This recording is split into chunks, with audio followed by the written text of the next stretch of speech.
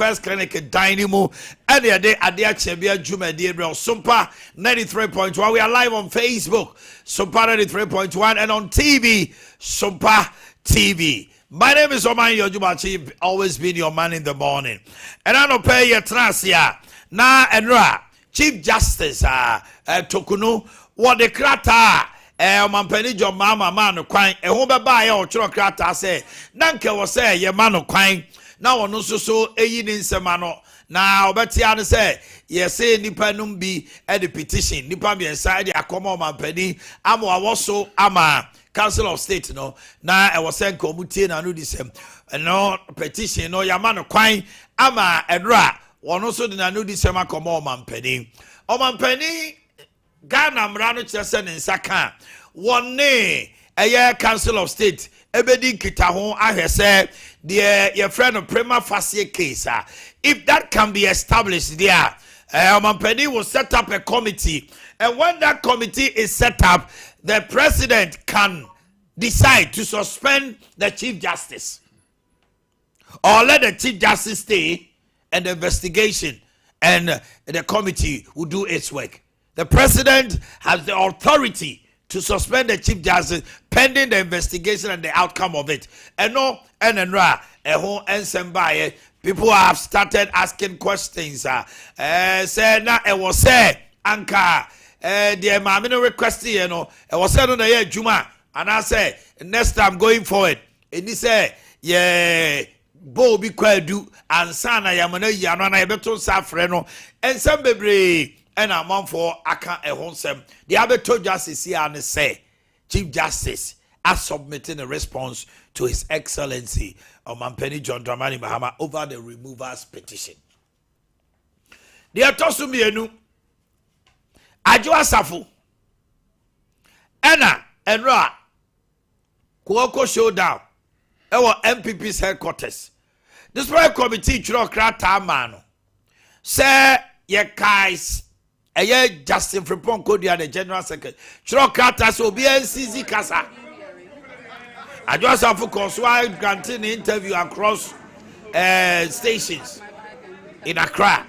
No we ya no and you say wabu ensem a general secretary catch party for the nyina so nti omra na yemusa busa no de nti obu so ade abatia mo akọ na krata baaye say omo postpone ne meeting with the disciplinary committee no indefinitely.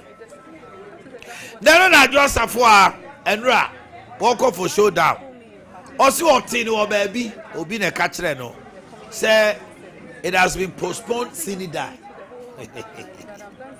anontino adenti ena etisa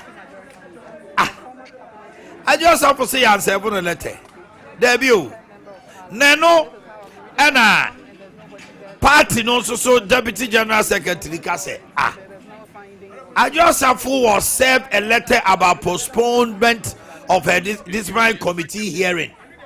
MPP for some man krata. Yenti Adwo Asafo.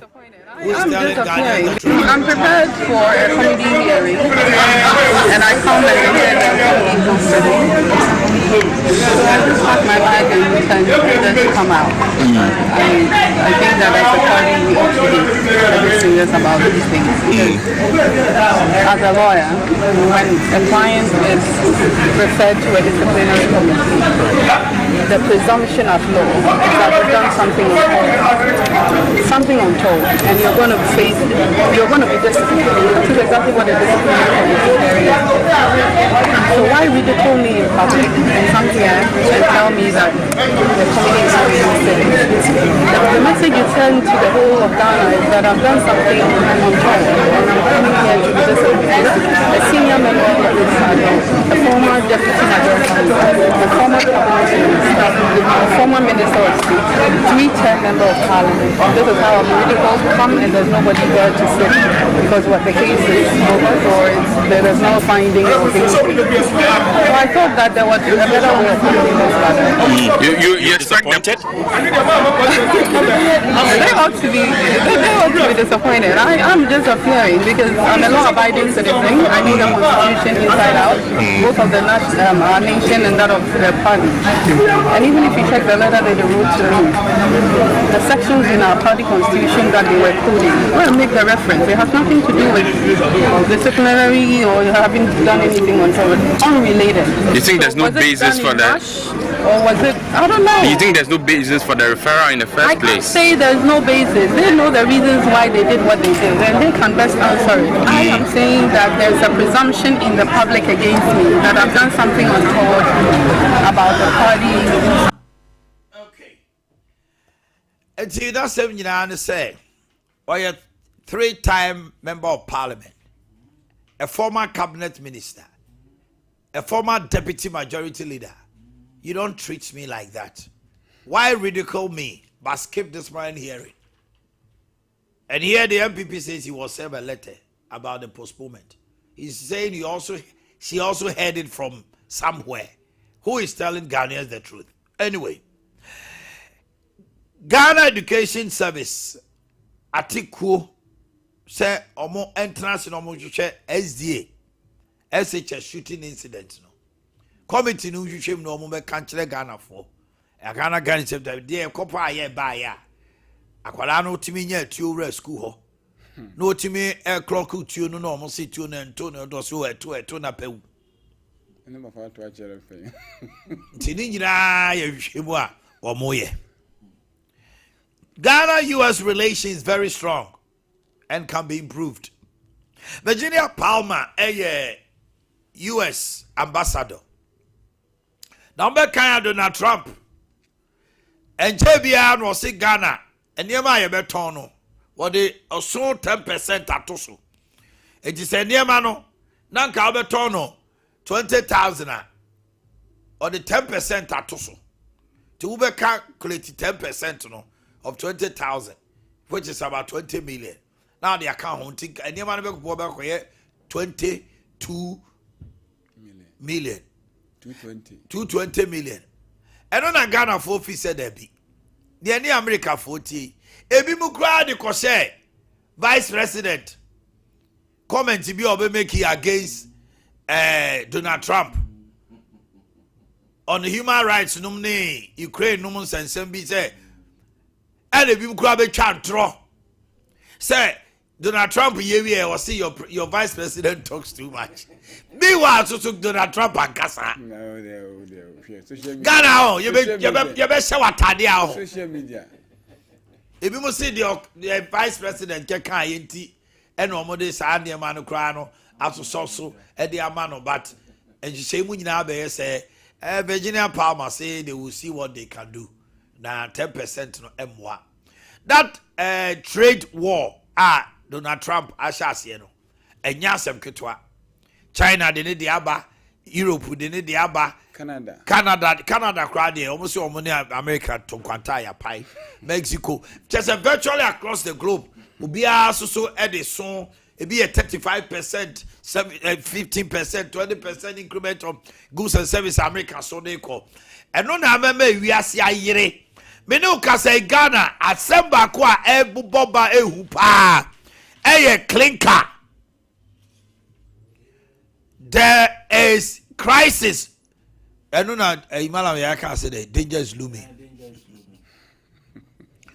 There is a looming danger of clinker shortage across the globe.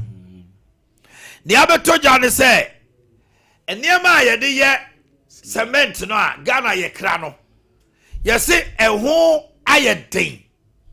Ewo wiase adwama so na ti amande cement fo no mo bibia kransi ya yesi inflation kakra bi ni ade ni dollar wo mu pagem na di omo kofa ba enti ne abeto ja wo Ghana sisi an say cement shortage asase na say demand and supply price mechanism no so ye adwuma de a and you get ready we o man mu hanu a cement bo wo mo maswa It's a favorite for one as a No. 70 so if you was in near was in died 20 years ago. What the cement board make Enya baby for the past 2 months in your home the Nepal. Sesi ade ya yes wunya bi mpo no wahunu no ato. E na omo mutumi nya bie no so. Sesi akoye bi wo bi wo hono na me de gi sei se obeto de a. Sesi gasem e 1.2 120 Ghana cedis bag.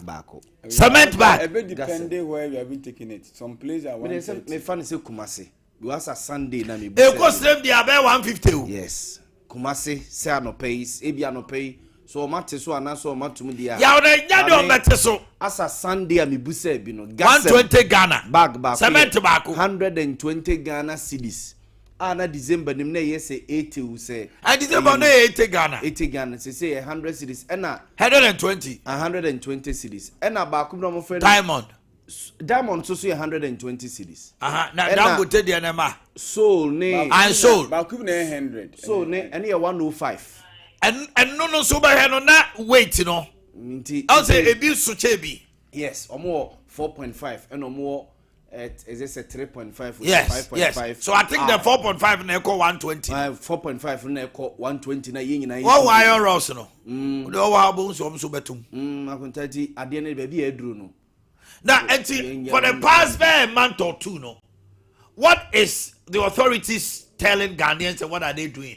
Are they just going to leave the big companies to dictate? Because you see, already, no, Ghana has said, Trade Minister, former Adansia Sukwa Keti Amon, had a serious issues with them. He didn't get the support from Parliament because parliamentarians need to be cement. Parliamentarians need to be cement. If you crack near maybe it will yes or obey say no or fino. And they are why cement a big issue. Now, yes, it's shortage you.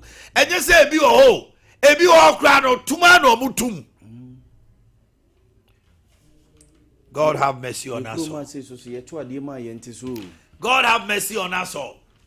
Chama would to me call D. Aye kokos a omo Asante region anim. Ewo blue light. No call ye no. Aye Asante BB kokos at 150,000. 1.5 billion. Say omo de eboa edum. Omo ye dey.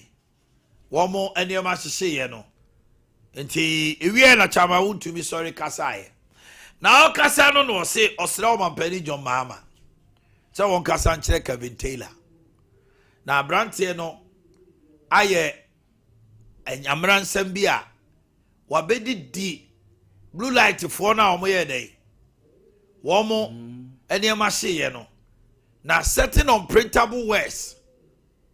Any kasa o yusu ma wo no ohu bi da to ka tro man pani John Mahama say abrante na me wiase nyina hu so ono no kasa ma no ono no konkoden at the point crowd was on the be decide obi obey show o Ghana ha yentie nsema o kai no they are harsh words but the ebema uchama wuntumi aka no yentie of Ghana fambrɛ wo nana na otama sase ne ma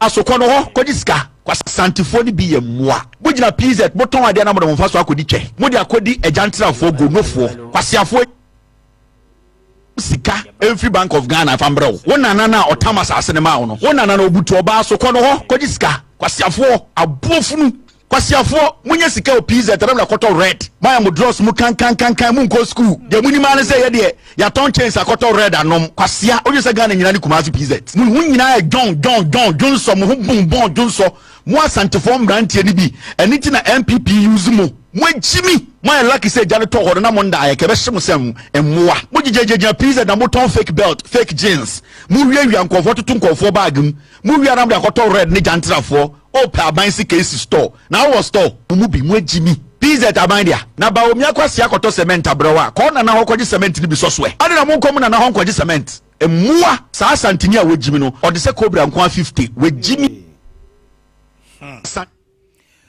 eti chama wutumi esoje kasemu no ena wo ka kire omampani John Mahama sa branti onka sanchire no yente chama huntumi me no wa mama bibi wa mama duane ani ya de mani mahama sai na daruma de woyama ketafo no de woyama katamantofo no aduru asanteman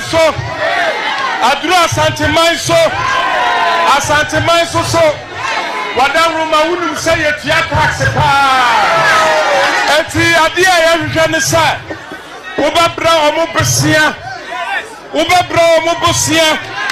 na omudi asa omadwuma mu na omampanyi jodamani mahama masama sra ubio abrantia bi afrani Kevin Taylor oso wakasa de man na nu dai abrantia bo asanteman ejobu si yei amanfo di awrahoi ben mai soria odi atiami atam ben mai Kevin Taylor soria ewo udimu odi jadifo atam odi asanteman atam yewra mahama odi kramofo atam yewra mahama masrawo sese campaign atam wona wo ya Ghana mampanyini enti yempesa basa bia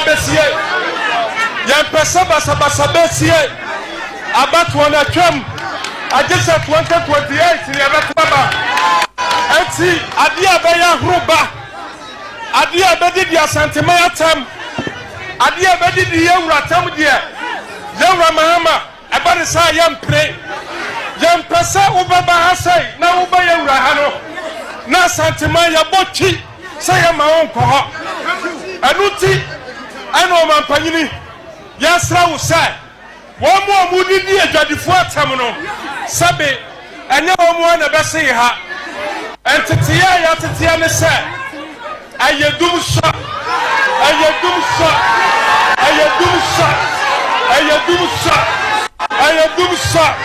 enti free one more enti Kevin Taylor so when you are brought to na wo ho na se atua wo ka tira ho na so ma me free asai na so papa free na so ya branch ya wo to ne ma wo ha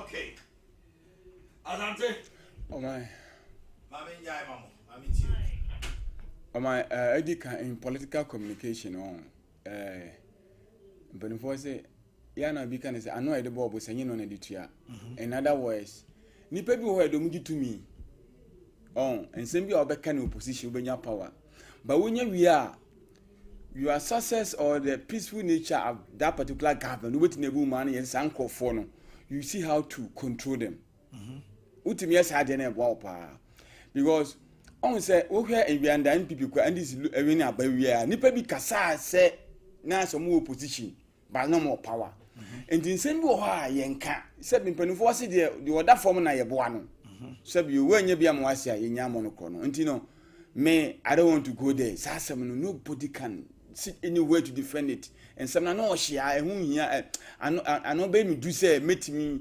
asusu jagum debi enti chema wuntumi asam ba koma ngi en was he is appealing appeal no dey to mampanyi mama anim so betu fa kwa bi so akasa akrambe advantage na wonkasa because advantage en sama waka no kra na o ma wutimi say in some instances because opema hama asem even than NDC as a party wutie ne kasa ni ya ni say mama betimi in any ways I won't try to let him down. I say, "Boy, my na odibim." But the how you put your words together to say it, a big problem.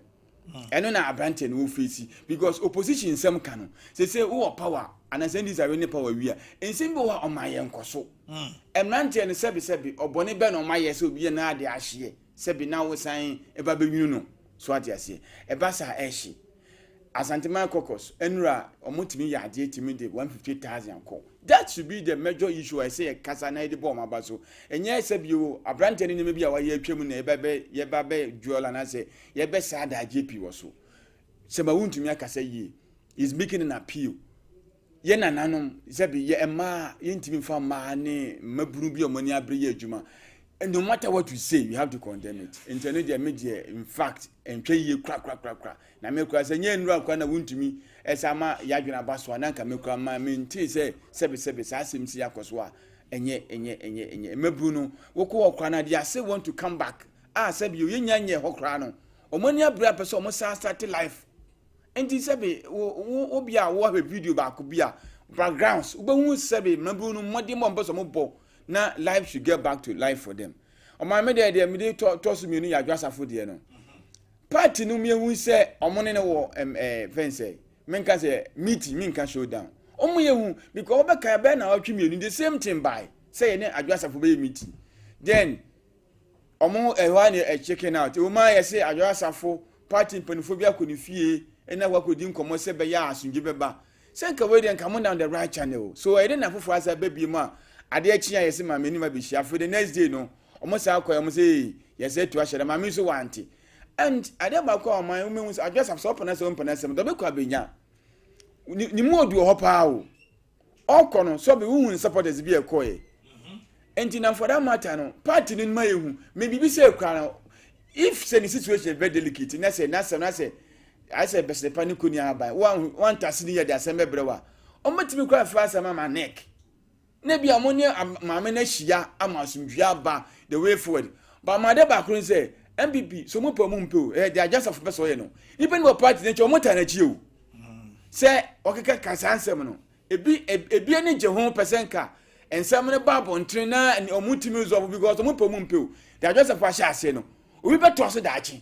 Ebedu ma bi a party the internal election best start no. Obi ga say wona Woma wam ya nwene because okay Musa dan kware research ba na nu ya me hu se mpanimfo bi e contribute more than the others Nanado any ba omiani Nanado 68 omokambo meba Nanado 68% Ofuriata 40 Baumia 33 Ken Baumia 38 Napo 33 Canada Japan 9 government appointees 28 ene ba ko bi su ka ho wo ka ni nyina bomu a ombe so mo kire se eno na information a manya no ene ade ne se Michael Kwe report no ebetima dane asem because niam bi wo ma ebi mo enim ebi mo mpene so e committee ni ko ba bi a pani ba ko se eno de omunyi mfirim asem o mo ka kire o mo no Penny Chronicles assembly the one prim on family. Where it no. That quite to say, Omoye, you know.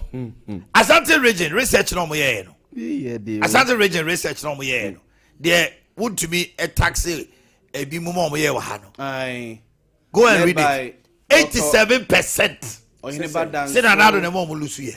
87% Asante region. Research no moye no. This is the 8 ni kwa de tufuo bo. It is 7. Send the Omulusi Asante region 87%. Asante region. Intermediate medicine no. Who could have the office so we have a I just afford the any say. I just afford the percentage of defeat MPP. Did him. I just afford other appointees. I be a government appointees no. But no by that time so second term the amani post. So what I say. Omo de man no okotena. Okotena make na koya yi. E be a government appointee no so shame. So minister by amani the figure. And the mama me country I just afford. The percentage of defeat of course MPP ni say. Yes, sure say. Virtually insignificant. The party no say on my dey make country say MPP for mpanifo bi say omo ka say the problem I want yes mpanifo no be call events branch champion ho no. Akwa transfer yes ade nya na hia party man o. Hwe and how nem piha party man because bin see the same people amanyo komu pa after Professor Dubai e be 38%. No matter what 41 42% ni there. For the 2% in a year, I was say, now at least because from 2000 year by year, MPP in this 1 year and 41% in the year, 44 crap. Na then afraid there ultimate 38. And you know, the Omokoya no penny say you know. Oh, but so it is an attempt. My message who you party man. No, but at the end of the day, as I say, I agree with you. But at the end of the day, say a slow and can. Oh my. That's no enya nka bomo. Na mo man ka mo kasa mo nka. Nyama parties position nyama na mo cheri nyina. There be but the president say it was a good thing to do. At least even if nothing for the optics. A lot of Ghanaians yaw e wa adwiri bi say like obi say Kennedy oni ebi agbaomia yesia om ja om ko om de sika bi twetwa mo ya tese say omampani Akufo-Addo aka the pain say on support ba omia bio.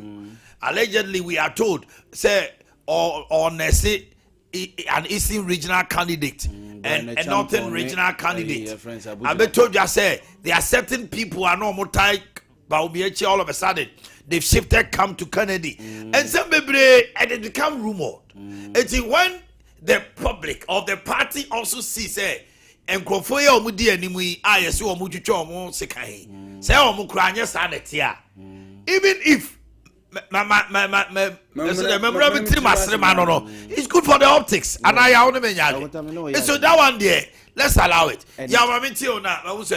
Orlando and the phone so the timing of that meeting so the last time that me born about Brian Champion baso obi na atwi madwene si so say the timing of that meeting na Brian Champion organize momokoye no Rock City Hotel no unse na parliament eba recess. That's right. Intina members of parliament nyina eba fie. At this time no mo ba fie no omo be start ya one-on-one interviews already so. That's right. Omo be start ya ko omo various constituencies. So here Francis Asenso Boakye any omo constituency akosia na na J Bafo wua omo nyina they are coming outline ya de aba omo sia omo various constituencies no omo polling stations ni ade okono and if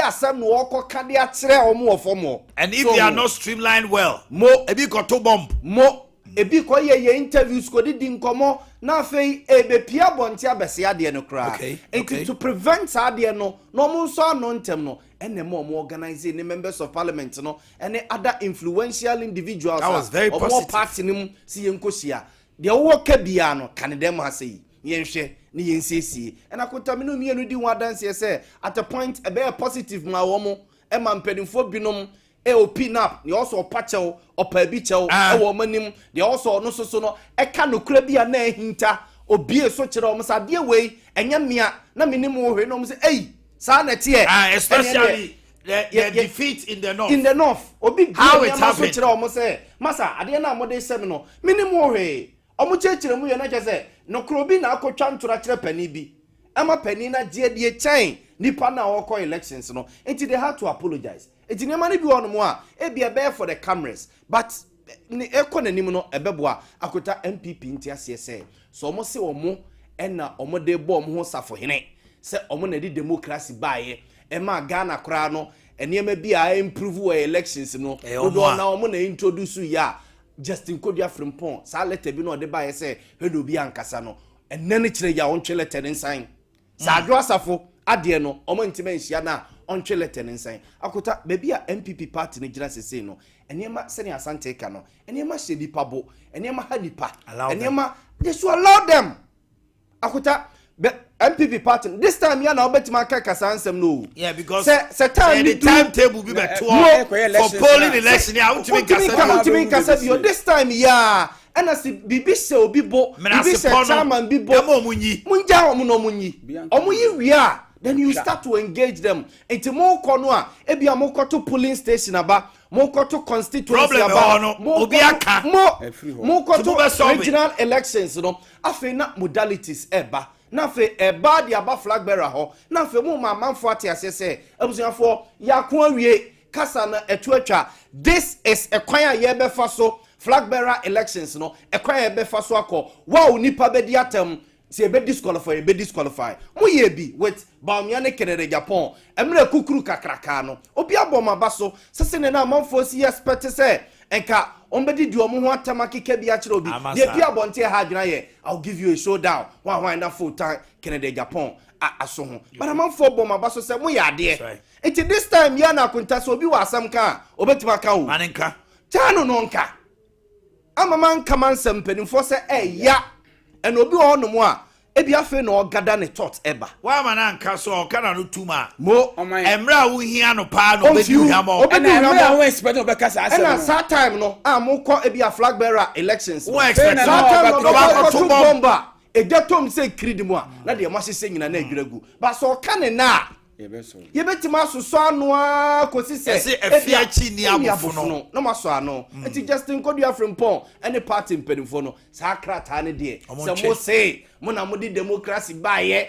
de improvement freedom of speech mo na mo soso sa ne ma no so na mo ye se de mo di abo mo say mo wo the men ya de allow each and every Tom, Dick and Harry this time ya first year ya mo keka o ka wi afa bedu ba bi no onya bi nka bi o enko December no kaka oho ukra dey afi de ya brew afi obi na just for cry o man no brand no I just have said no afi na ka I just have o mu jana ke do bi anya ni oh can asem no ka twa so akawie mo so hu I just see how Larry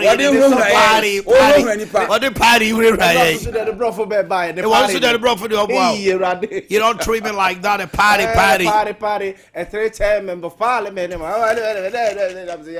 yo Chief Justice what they call hey I got that Chief Justice the Becca is a nyamenka no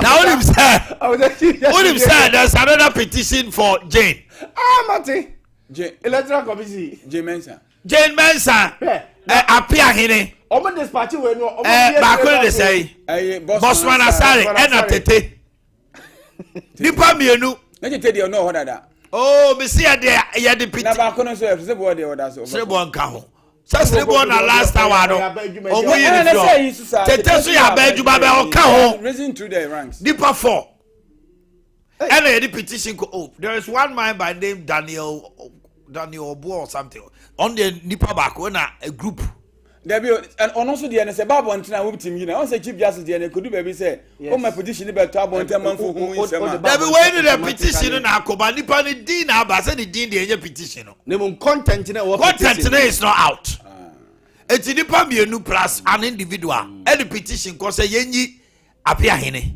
prof Dr. Bossman Asare Jane Mensa and Tete Samo Tete to no e wo pending o ma trato and Chief Justice there no atiki a lot of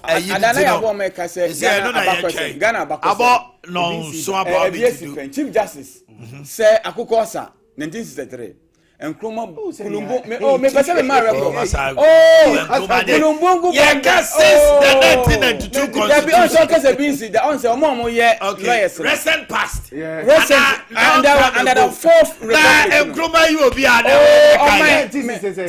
Kulumbu bombe no Kulumbu bombe no as at 1963 wo ne awo mama mi kasem on say na sometimes on say history is good me ba Kulumbu bombe no omo say Nkrumah State Committee ma Chief Justice no Akukosa and he say Akukosa de yi no Akukosa yi no committee no waka won panimo da no report by won timi answer to obia so why bone wo Kulumbu bombe only said and Supreme Court betrasi on the issue a petition na ebi mo de call say omampani asifo am de call no and then no mo you na Chief Justice so na o say o empanel so is he going to recuse herself or otherwise? And I wanna be say empanel o recuse am ho ya ba so recuse ni ho a obetima empanel ba ono ntremu bi okay all right bafu boni num ne ebetima tremu na and so musu de hanyam would they favor him on make hanyam anima ka say no ne agreke no etiabusia for me peja imubra we will be back it is time for tip off with Orlando.